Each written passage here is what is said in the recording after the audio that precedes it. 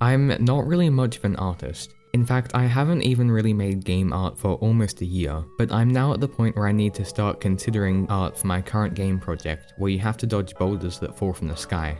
I was originally gonna go with pixel art because it looks like a lot of fun and also seems to be a very efficient way to make game art. I've already added a little bit of it to the game, as you might have seen in the previous devlog, but one thing has come to my attention, and that is the hit indicators. These are meant to show where the boulders are going to land, so you can get out of the way.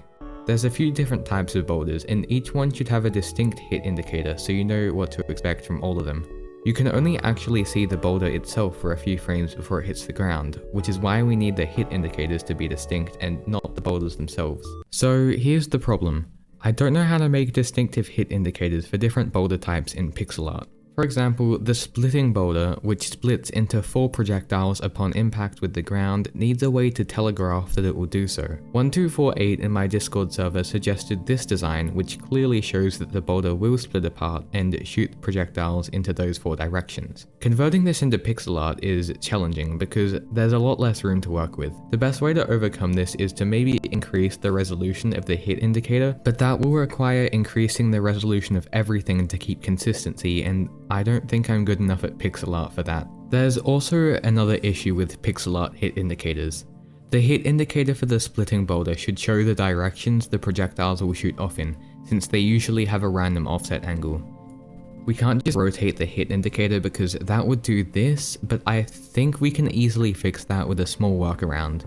We could have a perfect unsquished version in the game files, and then in the actual game, when spawning the hit indicator, we would rotate it so that it faces the right direction and then squish it so that it fits in with the perspective. But as you might know, pixel art is very hard to squish and rotate without very noticeable artifacts. Maybe it's possible to get something to work with shaders, but I'm not brave enough to try. I'm going to need a different art style then, and vector art is one that came to mind immediately. I use vector art for a few things, mostly iconography, but I've always wanted to make a full game with it. That's what I was gonna do with Powerlust actually, before this happened.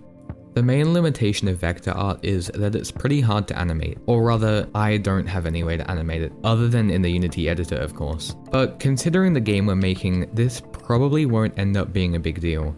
Most things will only need very simple animations. The player is the only exception I can think of, but for that we could maybe have a look into Unity's 2D animation bone system, which works exactly how 3D character animation usually does but for a 2D character. I'll look further into that when it comes to it. I started by respriting some of the upgrade icons, which I'd already made in pixel art, and that's what you're seeing in the background right now. It started off really well and I was able to get the basic shapes done really easily, but due to my inexperience with vector art outside of iconography, I began to struggle.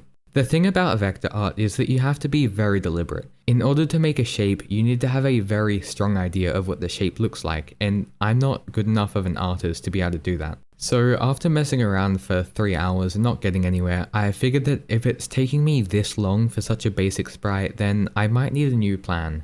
I'm thinking of trying out a hand-drawn style now, which I should also be more experienced with anyway because most of my game art in the past has been hand-drawn. Not that it was good though. The limitations for this are mostly the same as with vector art because my photo editor doesn't do animation, so all of the animation will have to be done within the engine.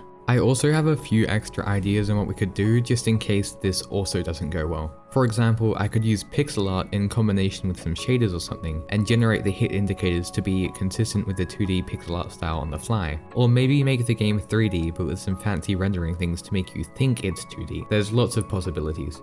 Also, before the end of the video, I want to thank Magnimbus for this comment in which they suggested the name Stardust instead of points, which I really like, and also that Stardust should drop from the boulders instead of just being given to you, so now you have to go and pick them up. Also, the item physics definitely didn't take me 4 hours to program. Anyway, that's all for this devlog, which means also that's it for the year. Thank you so much for a slightly above average 2023. I'm not gonna say much else here, but there will be an end of year announcement thing in my Discord server and probably also my YouTube community page going out sometime tomorrow. So yeah, see you then and goodbye forever.